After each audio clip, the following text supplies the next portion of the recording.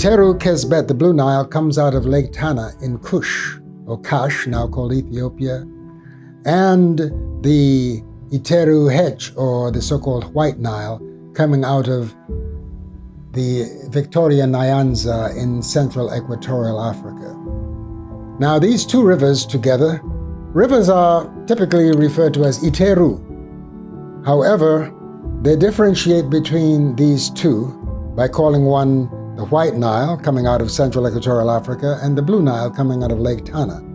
They meet together at Khartoum in the place now called Sudan. We used to call it Kenset, and from there it flows down to the lotus tributaries of the great Green Sea, now called the Mediterranean.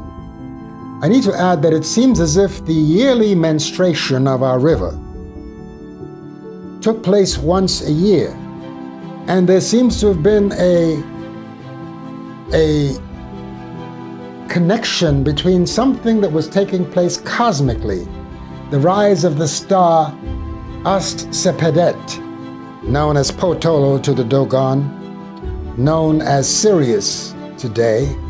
Once it rose in the eastern horizon every year, approximately 3 to 4 days after, the river would start to swell and would then begin to inundate the thirsty lands down to the northern region of the nation.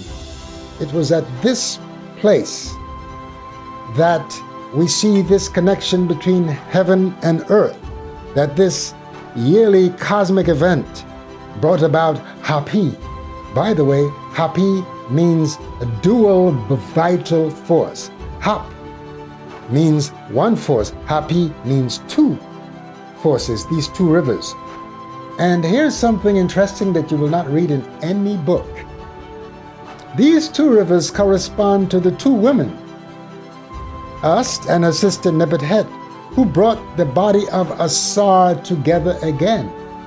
Now, if you look at Asar's body as the soil, which is parched and dry and split apart by the heat of the summer, you can understand now how these two rivers now coming together and meeting at Khartoum, they cooperated together and they went down to the parched delta to bring the body of Asar as the Iteru, as the river, back together again, to restore the food supply of the nation.